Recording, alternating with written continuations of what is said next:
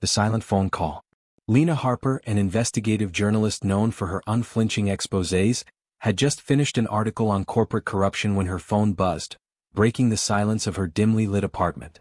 The caller ID displayed an unknown number. She hesitated before answering. "Hello?" A crackling distortion filled the line, then a voice, low, mechanical and unsettling, spoke. March 15, 1998. Ridgeway Park. Look for Evelyn Green. The line went dead. Lena frowned, the cryptic message gnawing at her curiosity. Evelyn Green was a name she recognized, a college student who vanished 25 years ago. The case was still unsolved, a cold file collecting dust in the police archives. The next morning, Lena found herself at Ridgeway Park, the site of Evelyn's last known whereabouts. She combed through old news articles and interviews, piecing together a narrative of a young woman who trusted the wrong person. But before Lena could publish anything, her phone rang again. April 3, 2007. Birchwood Motel. Paul Carter. The distorted voice sent a shiver down her spine. Paul Carter was another name from the annals of unsolved cases, a drifter found stabbed to death in a rundown motel. Lena pulled the police report, noting inconsistencies that hinted at a deeper cover-up. The calls kept coming, each pointing to a different murder.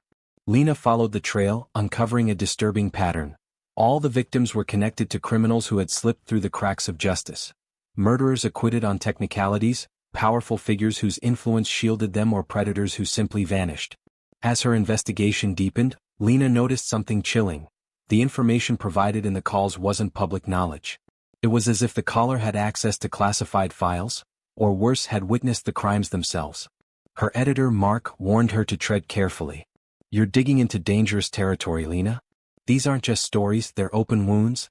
But Lena couldn't stop. She mapped the connections between the victims, tracing them to a shadowy group that called themselves the Silent Jury. Operating in the shadows, they acted as judge, jury, and sometimes executioner for those who escaped the law. Late one night, Lena received another call. May 22, 2021. 432 Haven Street. You'll find the truth there. This time, the voice sounded clearer, more human, as though the distortion had been deliberately lessened. Haven Street was an abandoned industrial district. Armed with her notepad, a flashlight, and a growing sense of dread, Lena ventured into the decrepit warehouse. Inside, she found a room lined with corkboards, each covered in photographs, newspaper clippings, and handwritten notes about unsolved murders. At the center of it all was a single message scrawled in red ink. "Justice isn't blind, it's silent." Lena's phone buzzed again. The same distorted voice spoke. "Now you know who we are. But we know who you are too. Publish the truth and you might not live to see the outcome." The line went dead. For the first time in her career, Lena hesitated. She stared at her draft, which detailed the vigilante network and their chilling sense of justice. If she exposed them, she'd shine a light on decades of corruption and systemic failure. But the cost could be her life. In the end, Lena made her choice. Weeks later, her story, titled The Silent Jury, Justice in the Shadows, went viral. It exposed the network, their victims, and the eerie morality that drove them. The public was divided. Some hailed the group as heroes, others condemned them as criminals. Lena disappeared 2 days after the story broke. Her apartment was left untouched, her phone shattered on the floor. The only clue was a message left on her desk, written in red ink. "Some truths are better left silent." The disappearance of Lena Harper became a media sensation. Her article had sent shockwaves through society, sparking debates about justice, morality, and the lengths people would go to for revenge. News outlets speculated about her fate, with theories ranging from abduction to her willingly joining the Silent Jury. But Mark, her editor, wasn't convinced by the noise. He knew Lena better than anyone. She wouldn't abandon her principles, no matter how dangerous the situation. 3 weeks after Lena vanished, Mark received an envelope in his office mail. Inside was a single sheet of paper with coordinates scribbled in red ink and a message.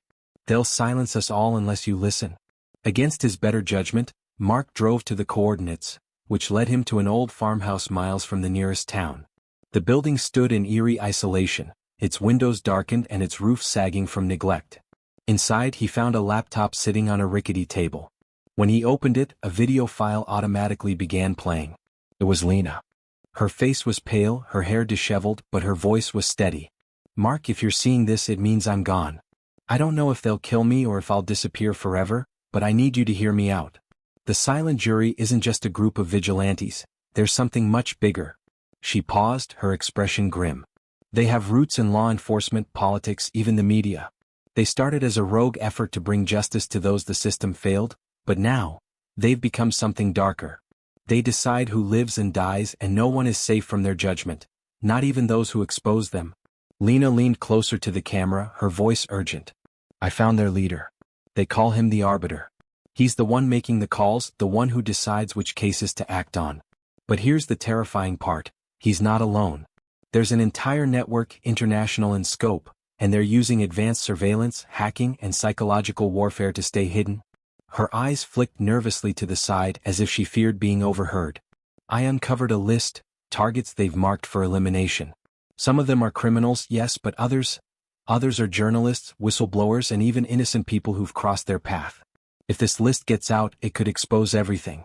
I've hidden it where they won't look, but you have to act fast. The video ended abruptly, leaving Mark in stunned silence. With trembling hands, he replayed the last few seconds and noticed something. Lena's eyes darted toward a bookshelf in the background, lingering on a specific spot. Mark returned to the farmhouse and found the bookshelf. Behind a false panel, he uncovered a USB drive wrapped in a sheet of paper with a single sentence scrawled in Lena's handwriting. The truth is louder than silence. Mark plugged the drive into his laptop and found the list Lena mentioned. It was worse than he imagined. Names, addresses, and chilling notes about each target's supposed crimes. Among them he found Lena's name, and his own. Realizing the gravity of what he held, Mark knew he had to act quickly. He reached out to trusted contacts in journalism, law enforcement, and cybersecurity, assembling a team to verify and distribute the information. But as they worked, strange things began happening. Members of the team reported being followed. Cars parked outside their homes vanished when approached. Emails disappeared mysteriously from inboxes. Then one by one Mark's allies began to drop out, some out of fear, others disappearing entirely. Undeterred, Mark pushed forward. He leaked portions of the list online, releasing names of known criminals who had escaped justice and drawing public attention to the silent jury. Protests erupted, demanding accountability from law enforcement and the judiciary. But Mark knew it wasn't enough. The real power lay with the arbiter, and without exposing him, the network would continue to operate. The final breakthrough came when Mark decrypted a hidden folder on the USB drive. Inside was a video of the arbiter, his face obscured but his voice unmistakable. He was addressing members of the network, outlining their next targets, including a high-profile senator and several investigative journalists. Mark recognized the setting in the video, an abandoned courthouse on the outskirts of the city. He decided to confront the arbiter directly, knowing it could be a trap. Armed with a hidden camera and a live feed broadcasting to his remaining allies, Mark entered the courthouse. Inside he found a man waiting, a tall figure cloaked in shadow, his face hidden by a mask. You've come far, the arbiter said, his voice calm. Too far. Mark stood his ground. You claim to serve justice, but you're no better than the people you condemn. You've become the very thing you fight against. The arbiter tilted his head. Justice is never clean, Mr. Ridley. It's messy, imperfect.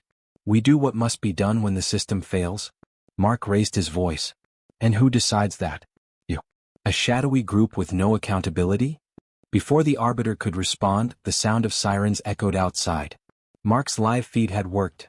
Law enforcement was closing in.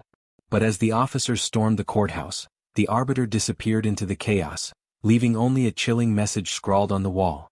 Justice cannot be silenced. Mark survived, but the battle was far from over. The silent jury's network was exposed, but its members scattered, vowing to rebuild. Lena's fate remained a haunting mystery, her words echoing in Mark's mind as he vowed to continue her work. The truth was out, but the war for justice had only just begun. Months after the courthouse raid, Mark remained haunted by Lena's fate. The investigation into the silent jury revealed fragments of their operations, but the core leadership, including the arbiter, had gone underground. Law enforcement agencies were divided, with some officers found complicit in aiding the vigilantes while others worked tirelessly to dismantle the ring. Mark, now working in secret, pursued the unanswered question. What happened to Lena? Using the USB drive Lena left behind, he meticulously analyzed every file. Finally, he discovered an encrypted folder containing surveillance footage.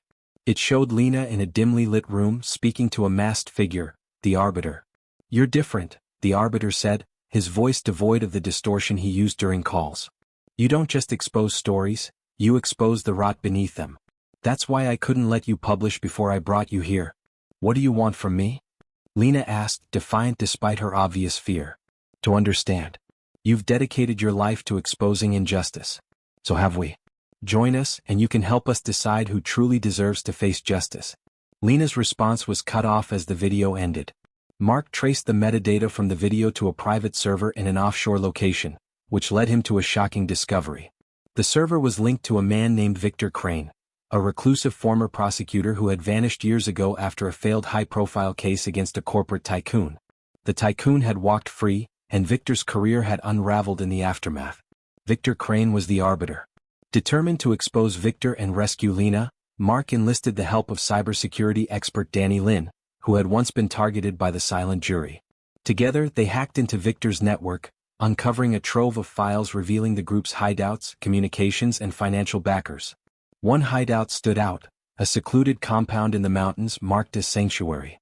Surveillance suggested it was the group's central hub, where Victor Crane operated and where Lena was likely being held. Mark took the evidence to a trusted FBI agent, Maya Torres, who had no ties to the compromised elements of law enforcement. With her help, a joint task force was assembled for a covert raid on the compound. On a cold, moonless night, the task force stormed sanctuary. Mark insisted on joining despite the risks. As agents breached the compound, they encountered fierce resistance from heavily armed guards. Amid the chaos, Mark and Agent Torres pushed deeper into the compound, following a trail of clues that led them to a locked underground chamber. Inside they found Lena restrained but alive. "Mark?" Lena gasped, tears streaming down her face. Before they could celebrate, Victor Crane stepped out of the shadows, a gun in his hand. "You've undone years of work, Ridley," Victor said, his calm demeanor a chilling contrast to the tension in the room. "Do you think exposing me will stop the rot in this world? The system will fail again and someone else will take my place." "You're not justice, Victor," Mark shot back. "You're just a coward who gave up on it." As Victor raised his gun, Lena lunged, knocking his arm aside. A single shot rang out, grazing Mark's shoulder. Before Victor could recover, Agent Torres subdued him. The raid was a success. The files recovered from the compound exposed the silent jury's entire network, leading to arrests across multiple countries. Victor Crane was charged with multiple counts of conspiracy, murder, and obstruction of justice. Lena, though physically unharmed, bore emotional scars from her captivity. She revealed that Victor had tried to manipulate her into joining his cause, insisting that their goals aligned. But Lena had resisted. "Justice isn't about vengeance," she told Mark. "It's about accountability." That's what Victor never understood. In the months that followed, Lena and Mark worked together to tell the full story of the silent jury. Their exposé, Silent No More, The Fall of the Jury, won international acclaim and sparked widespread reform in the justice system. Corrupt officials were ousted, laws were amended to address systemic failures, and new safeguards were put in place to prevent vigilante actions. Victor Crane, unrepentant to the end, was sentenced to life in prison. In his final statement to the court, he warned, "The system will fail again. And when it does, someone else will rise to do what must be done." Lena and Mark, though shaken by the ordeal, found solace in their work. They continued to expose corruption, driven by the belief that the truth could still make a difference. And though the silent jury was dismantled, a lingering question remained: how many more arbiters were waiting in the shadows ready to take Victor's place?